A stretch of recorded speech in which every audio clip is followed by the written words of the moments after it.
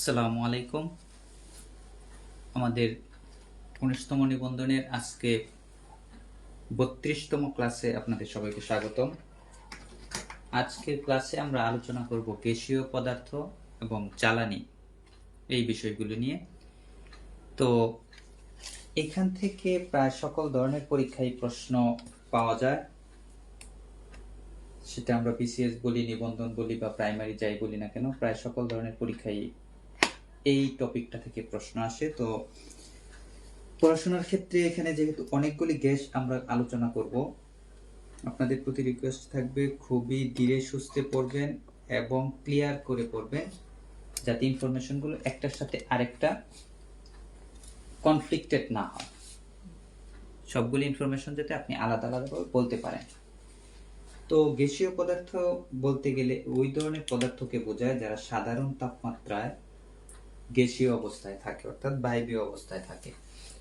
অর্থাৎ যদি সাধারণ তাপমাত্রায় শক্ত অবস্থায় বা কঠিন অবস্থায় থাকতে পারে, তরল অবস্থায় থাকতে পারে, আর যদি বায়বীয় অবস্থায় থাকে,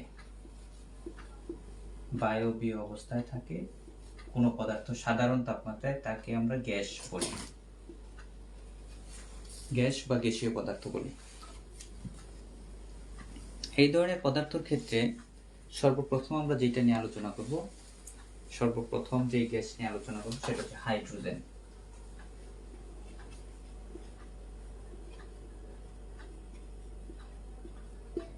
আমরা প্রথম আলোচনা করব হাইড্রোজেন নিয়ে। হাইড্রোজেন খুবই গুরুত্বপূর্ণ একটা গ্যাস। হাইড্রোজেনের যেই সব বৈশিষ্ট্যগুলো থেকে পরীক্ষায় প্রশ্ন আসে তার মধ্যে একটা হচ্ছে হাইড্রোজেন গ্যাস হচ্ছে সবচেয়ে হালকা গ্যাস। এটা থেকে প্রশ্ন আসে। এই অংশ থেকে যদি আমরা বলি হালকা, হাইড্রোজেনের হয়াকার থেকে যদি আমরা একটু মনে রাখার চেষ্টা করি, হাইড্রোজেন থেকে হালকা, অর্থাৎ সবচেয়ে হালকা পদার্থ বা গ্যাসীয় পদার্থ হচ্ছে হাইড্রোজেন। হাইড্রোজেন থেকে আরেকটা প্রশ্ন আসে যে এটার কোনো নিউট্রন নাই।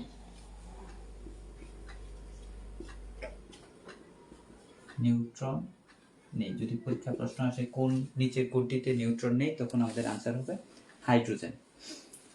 আর হাইড্রোজেন থেকে অত্যন্ত চমৎকার একটা বিষয় বানানো হয়, সেটা হচ্ছে হাইড্রোজেন বোমা। পৃথিবী ধ্বংসের অন্যতম একটা উপাদান, সেটা হচ্ছে হাইড্রোজেন বোমা। এটা খুবই সিম্পল একটা প্রশ্ন যে হাইড্রোজেন বোমায় কোন পদার্থ ব্যবহৃত হয়? হাইড্রোজেন। বা কোনটি দিয়ে বোমা বানানো হয়? হাইড্রোজেন বোমা। হাইড্রোজেন থেকে বোমা বানানো হয়। হাইড্রোজেনের আরেকটা বিশেষ ব্যাপার আছে, সেটা হচ্ছে সূর্যে প্রধানত হাইড্রোজেন থেকে শক্তি উৎপাদন হয়। হাইড্রোজেন থেকে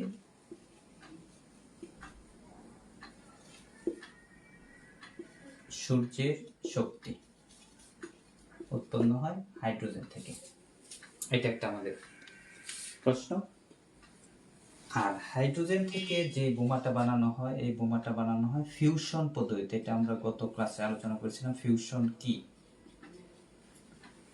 একটা হচ্ছে নিউক্লিয়ার ফিশন আর একটা হচ্ছে ফিউশন। ফিউশন হচ্ছে দুটি পরমাণু একত্রিত হয়ে নতুন একটি পরমাণু সৃষ্টি হয়। এই প্রক্রিয়ায় হাইড্রোজেন বোমা তৈরি করা হয়। হাইড্রোজেনের আরেকটা বৈশিষ্ট্য হচ্ছে হাইড্রোজেন নিজেই জ্বলে।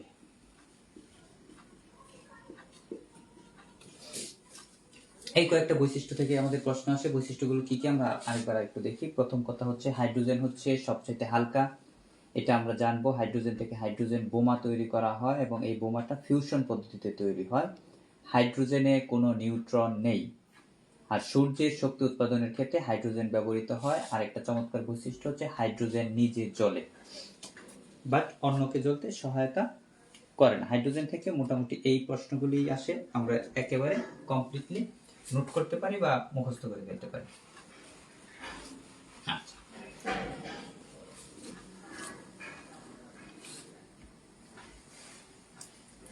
হাইড্রোজেনের একটা যৌগ, সেটা থেকে প্রশ্ন আসে যে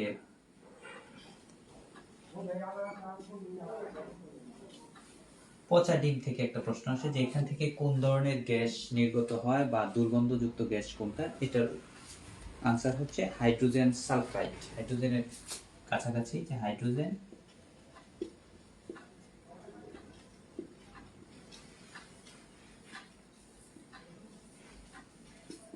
হাইড্রোজেন সালফাইড, এটা হচ্ছে পচা ডিম থেকে নির্গত, এটা আমাদের মুখস্থ করে ফেলতে হবে। হাইড্রোজেন সালফাইড দুর্গন্ধযুক্ত একটা গ্যাস, পচা ডিম থেকে নির্গত হয়। আরেকটা বিশেষ কোশ্চেন হাইড্রোজেনের সাথে তুলনামূলক যেটা আসে সেটা হচ্ছে হিলিয়ামের সাথে একটা কোশ্চেন আসে।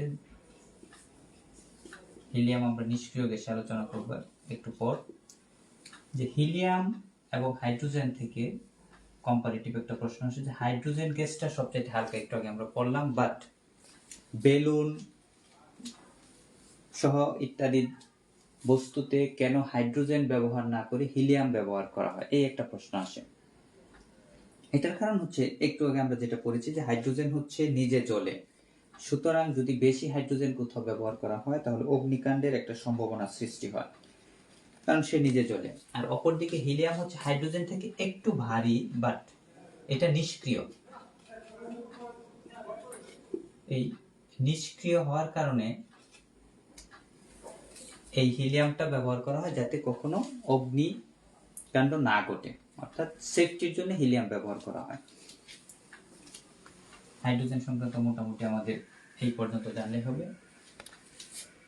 আচ্ছা, এখন আমরা যেহেতু হিলিয়াম পড়লাম, হিলিয়াম সংক্রান্ত কয়েকটা তথ্য আমরা জানি। হিলিয়াম হচ্ছে নিষ্ক্রিয়ত, আবার সবচেয়ে বেশি নিষ্ক্রিয়, অর্থাৎ নিষ্ক্রিয় গ্যাস সমূহের মধ্যে সবচেয়ে বেশি নিষ্ক্রিয় হচ্ছে হিলিয়াম। নিষ্ক্রিয় গ্যাস আরেকটা নাম আমরা জানবো, সর্বশেষ নিষ্ক্রিয় গ্যাস হচ্ছে রেডন।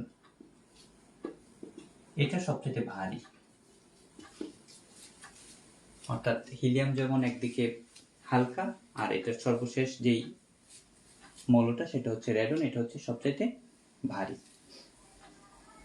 এখন আমরা অত্যন্ত গুরুত্বপূর্ণ একটা গ্যাস নিয়ে আলোচনা করব, অক্সিজেন।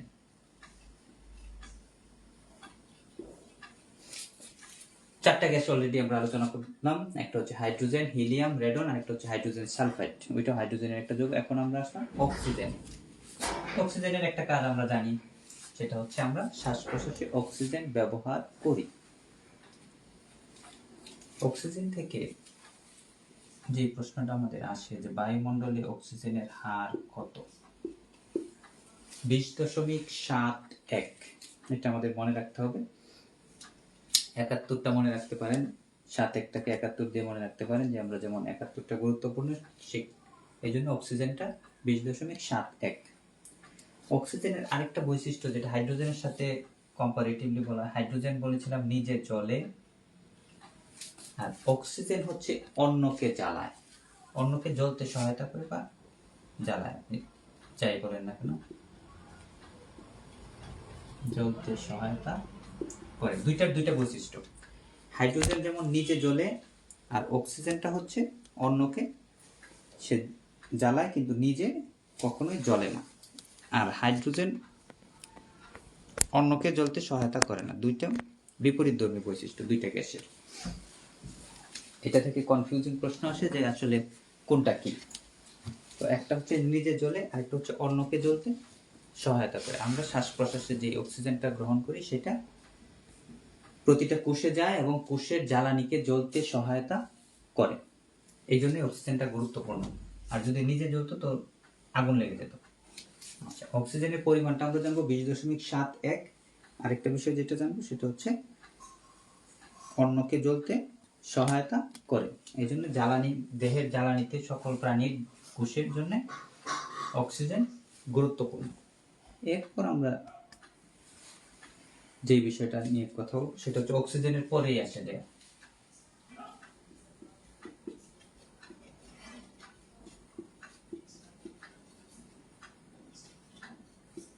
Carbon dioxide. অর্থাৎ হাইড্রোজেন গেল, অক্সিজেন গেল, এখন আমরা কার্বন ডাইঅক্সাইড নিয়ে আলোচনা করব। অক্সিজেন যেমন আমরা গ্রহণ করি আর কার্বন ডাইঅক্সাইড আমরা ত্যাগ করি। আচ্ছা, এই কার্বন ডাইঅক্সাইড থেকে যে প্রশ্নগুলি আসে সেটা হচ্ছে, প্রথম যেই ইয়াটা হচ্ছে এটা তাপ বৃদ্ধি করে, অর্থাৎ পরিবেশের তাপ বৃদ্ধি করে কার্বন ডাইঅক্সাইড। তাপ বৃদ্ধি করে বলতে বৈশ্বিক উষ্ণতার জন্য দায়ী এবং আমাদের ভূপৃষ্ঠ গরমকাল গরম বৃদ্ধি পাওয়ার জন্য এটা দায়ী এবং পরিবেশ বিপর্যয়ের জন্য দায়ী বলা হয়। তবু এটার কিছু ব্যবহার আছে, সেটা হচ্ছে কোমল পানীয় যেটা আমরা খাই এর বোতলে এটা ব্যবহার হয়।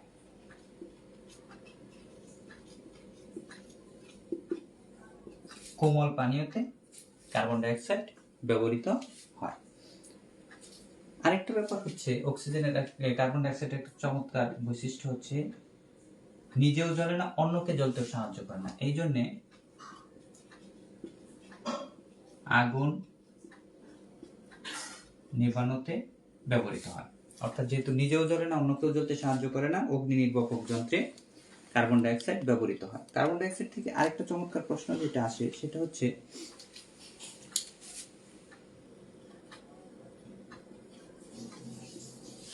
শুষ্ক বরফ। বরফ তো আমরা জানি পানির কঠিন অবস্থাকে বরফ বলে, শুষ্ক বরফ বলতে কার্বন ডাই অক্সাইডের কঠিন অবস্থাকে বোঝায়। এটা মূলত বরফ না, কিন্তু কার্বন ডাই অক্সাইড যখন কঠিন হয় তখন বরফের মতো কালার হয় এবং এই কারণেই এটাকে শুষ্ক বরফ বলা হয়। প্রশ্ন আসবে যে শুষ্ক বরফ বলতে কোনটি? আমাদের আনসার করতে হবে কার্বন ডাই অক্সাইড। আচ্ছা, কার্বন ডাই অক্সাইড গেল। কার্বন ডাই অক্সাইডের সাথে আমাদের আরেকটা গ্যাস জানতে হবে, সেটা হচ্ছে কার্বন মনোক্সাইড। এটা কি আমরা এটা একটু দেখি। কার্বন মনো অক্সাইড। কার্বন মনোক্সাইড মূলত গাড়ির কালো ধোঁয়া থেকে নির্গত হয়। প্রশ্নটা এইভাবে আসবে যে গাড়ির কালো ধোঁয়া থেকে কোন গ্যাস নির্গত হয়? এটা আনসার হবে কার্বন মনোক্সাইড।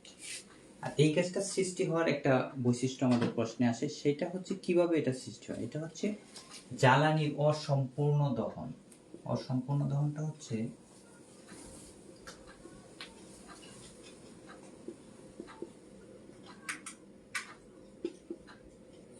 অসম্পূর্ণ দহন। এটা হচ্ছে কোনো জ্বালানি যদি একেবারে পারফেক্টলি জ্বলে যায় তখন আর কার্বন মনোক্সাইড নির্গত হয় না, কিন্তু জ্বালানিটা যদি অসম্পূর্ণভাবে জ্বলে, অর্ধেক দহন হলো আর অর্ধেক বাকি থাকলো, তখন কার্বন মনোক্সাইড গ্যাস নির্গত হয়। এটা মূলত বায়ু দূষণের জন্য দায়ী এবং এটা খুবই বিষাক্ত একটা গ্যাস। তো কার্বন মনোক্সাইড থেকে এই কয়েকটা প্রশ্ন আসে। একটা হচ্ছে যে বায়ু দূষণের জন্য দায়ী কোন গ্যাস, কার্বন মনোক্সাইড কিভাবে সৃষ্টি হয়, অসম্পূর্ণ দহন কোথা থেকে সৃষ্টি হয়, গাড়ির কালো ধোঁয়া থেকে সৃষ্টি হয়, আর বিষাক্ত গ্যাস কোনটি? আনসার হবে কার্বন মনোক্সাইড। আচ্ছা, এখন আমরা নতুন আরেকটা গ্যাস নিয়ে কথা বলি, সেটা হচ্ছে নাইট্রোজেন নিয়ে কথা বলবো। নাইট্রোজেন থেকে আমাদের যে বিষয়গুলি জানতে হবে,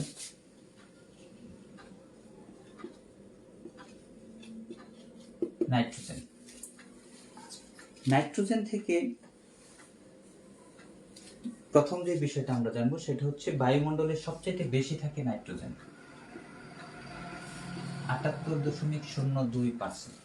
এটা আমাদের মুখস্থ করতে হবে। বায়ুমণ্ডলের সবচেয়ে বেশি থাকে নাইট্রোজেন, এটা হচ্ছে 78.02%। এবং নাইট্রোজেনের যেহেতু এটাই বেশি থাকে বায়ুতে, তো এটার প্রধান উৎস হচ্ছে বায়ু। এই প্রশ্নটা আসে যে নাইট্রোজেনের প্রধান উৎস কোনটি? এটা হচ্ছে বায়ুমণ্ডল বা বায়ু। এবং সমুদ্র তীরের বায়ুতে এটা আরো বেশি পরিমাণ থাকে তুলনামূলক। নর্মাল বায়ুর চাইতে সমুদ্র তীরের বায়ুতে বেশি থাকে, গড় হচ্ছে 78.02%। আচ্ছা, নাইট্রোজেনের আরেকটা বৈশিষ্ট্য হচ্ছে আমাদের যেমন শ্বাস প্রশ্বাসে অক্সিজেন গুরুত্বপূর্ণ, আর উদ্ভিদের মূল পুষ্টি উপাদান হচ্ছে নাইট্রোজেন।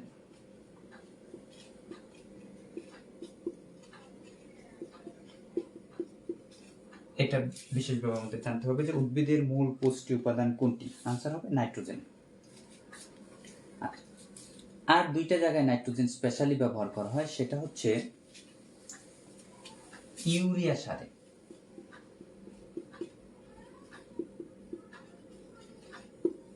ইউরিয়া সারে নাইট্রোজেন স্পেশালি ব্যবহার করা হয়, কারণ হচ্ছে এই যে একটু আগে আমরা যেটা বললাম, উদ্ভিদের মূল পুষ্টি উপাদান যেহেতু নাইট্রোজেন, আর ইউরিয়াটা হচ্ছে আমরা ফসল ফলানোর জন্য দিই, অর্থাৎ উদ্ভিদের জন্যই দেই, সুতরাং এটারই উপাদান হবে নাইট্রোজেন। এটার সাথে এটা আমরা মিলিয়ে পড়বো।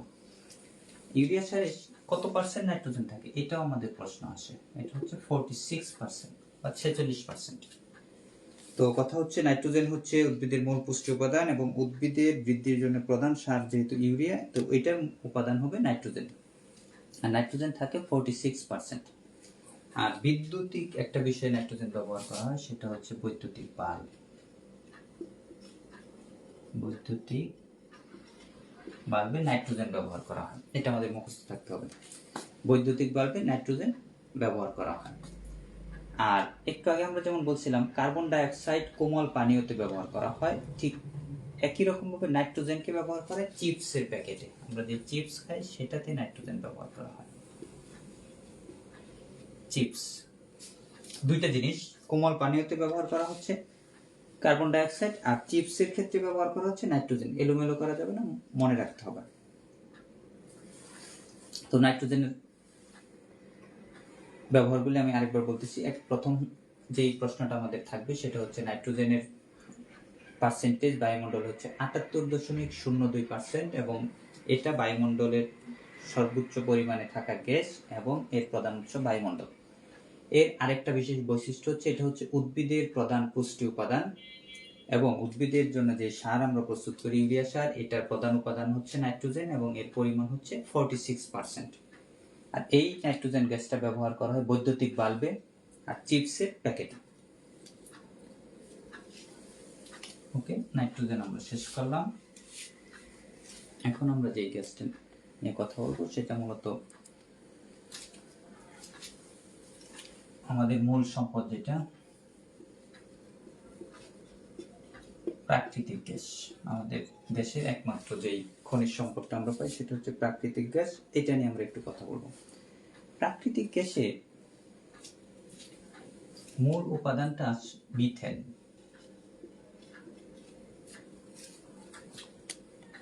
এবং এটা সাধারণত ৮০-৯০% থাকে। এটা প্রশ্ন আসে যে প্রাকৃতিক গ্যাসে কত পার্সেন্ট মিথেন। আনসার হবে যে প্রাকৃতিক গ্যাসের ৮০-৯০% মিথেন। তবে এটা থেকে আরেকটা প্রশ্ন আসে যে এটা হচ্ছে অ্যাভারেজ ৮০-৯০%, কিন্তু আমাদের দেশে যে প্রাকৃতিক গ্যাসটা আমরা পাই সেইটাতে মিথেনের পরিমাণ ৯০-৯৫%। কখনো কখনো এটার মান ৯০-৯৯%, অর্থাৎ একটু বেশি। আমাদের দেশে প্রাকৃতিক গ্যাসে মিথেনের পরিমাণটা অ্যাভারেজ অন্যান্য উৎসের চাইতে বেশি থাকে। আর এই মিথেন ইউরিয়া সার তৈরিতেও ব্যবহৃত হয়। মিথেনে নাইট্রোজেন থাকে, নাইট্রোজেন ইউরিয়া সার তৈরিতে ব্যবহৃত হয়। এটা আমাদের মুখস্থ থাকতে হবে। প্রাকৃতিক গ্যাস একই বিষয় যেটা বললাম, উদ্ভিদের মূল পুষ্টি উপাদান যেহেতু নাইট্রোজেন, এবং উদ্ভিদ বহু বছর মাটির নিচে চাপা পড়েই প্রাকৃতিক গ্যাস উৎপন্ন হয়, এবং ওই মিথেনটা হচ্ছে নাইট্রোজেনের একটা যৌগ, আর এটা ইউরিয়া সার তৈরির কাঁচামাল হিসেবে ব্যবহার করা হয়। একটা প্রশ্ন থাকে যে প্রাকৃতিক গ্যাসে কোন শক্তি জমা থাকে? এটা হচ্ছে রাসায়নিক। অর্থাৎ প্রাকৃতিক গ্যাসে প্রাকৃতিক শক্তি জমা থাকে, এটা আনসার করা যাবে না, শক্তিটা হবে রাসায়নিক শক্তি জমা থাকে। আচ্ছা, আরেকটা প্রশ্ন আমরা এখান থেকে পড়বো, সেটা হচ্ছে কেরোসিন এবং পেট্রোল নিয়ে। একটু যেহেতু আমরা খনিজ সম্পদে আলোচনা করতেছি, কেরোসিন প্লাস পেট্রোলের একটা বৈশিষ্ট্য আমরা এখানে একটু কথা বলবো। এই দুইটা জিনিস পানির চাইতে হালকা হওয়ার কারণে এই আগুনগুলি পানি দিয়ে নেভানো যায় না। এটা একটা প্রশ্ন আসে যে কোন আগুন পানিতে নেভানো যায় না। আনসার হবে কেরোসিন এবং পেট্রোলের আগুন পানিতে নেভানো যায় না। এখন প্রাকৃতিক গ্যাসের সাথে আমরা যে আরেকটা বিষয় কথা বলবো সেটা হচ্ছে সিএনজি বলি আমরা, একটা সিএনজি চালিত যানবাহন। এটা হচ্ছে কম্প্রেসড ন্যাচারাল গ্যাস, অর্থাৎ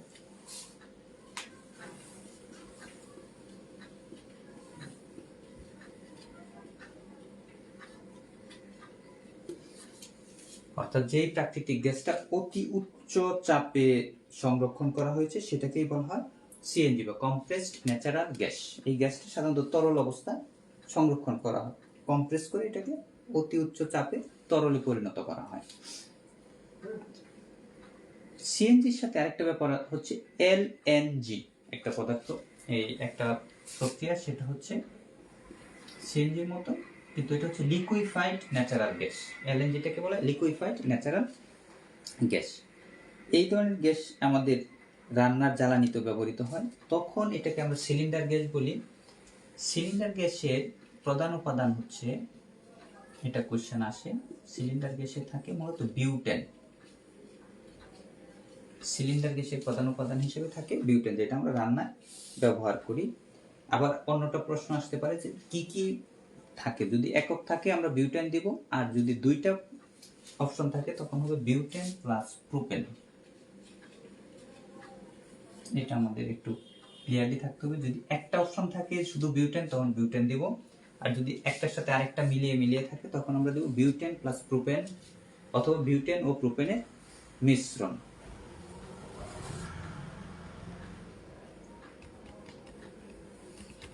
আচ্ছা, পেট্রোলিয়াম যেহেতু আমরা পড়েছিলাম, পেট্রোলিয়াম থেকে আরেকটা কোশ্চেন থাকে যে পেট্রোলিয়াম বিষয়টা কি। পেট্রোলিয়াম হচ্ছে অসম্পৃক্ত হাইড্রোকার্বন, এটা থেকে এই প্রশ্নটা আসে। পেট্রোলিয়াম হচ্ছে অসম্পৃক্ত হাইড্রোকার্বন, এটা আমরা মুখস্থ করে ফেলবো যে পেট্রোলিয়াম হচ্ছে অসম্পৃক্ত হাইড্রোকার্বন। আরেকটা কোশ্চেন আসে যে গ্যাস থেকে যে সিএফসি বিষয়টা কি। সিএফসি হচ্ছে ক্লোরোফ্লোরোকার্বন। সিএফসি ক্লোরোফ্লোরোকার্বন, এটা হচ্ছে সিএফসি। এটা সাধারণত রেফ্রিজারেটর বা এসি মেশিনে ব্যবহার করা হয়, তবে এটা ওজোন স্তর ক্ষয়ের জন্য দায়ী। এই কারণে এটাকে এখন কম ব্যবহার করা হয়। এখন সাধারণত টেট্রাফ্লোরোইথেন বলা হয় কম্প্রেসরে। এখন যেটা ব্যবহার করা হয় পরিবেশ বান্ধব, এটা আমাদের মুখস্থ রাখতে হবে, টেট্রাফ্লোরোইথেন। নর্মাল যদি প্রশ্ন আসে যে কম্প্রেসরে কোনটা ব্যবহার করা হয়, টেট্রাফ্লোরোইথেন না থাকলে আনসার হবে সিএফসি। কিন্তু আধুনিক যুগে কোনটা ব্যবহার হয়, যদি টেট্রাফ্লোরোইথেন থাকে আমরা আনসার করব টেট্রাফ্লোরোইথেন, অথবা পরিবেশ বান্ধব কোনটা আমরা আনসার করব টেট্রাফ্লোরোইথেন। আর সিএফসির একটা বাণিজ্যিক নাম রয়েছে, এটা থেকেও প্রশ্ন আসে, এটাকে সাধারণত ফ্রেয়ন বলা হয়। প্রশ্নটা এরকম আসে যে রেফ্রিজারেটরের কম্প্রেসরের কাজ কি, যে ফ্রেয়নকে বাষ্পে পরিণত করা। এই প্রশ্নটা অনেক সময় আসে।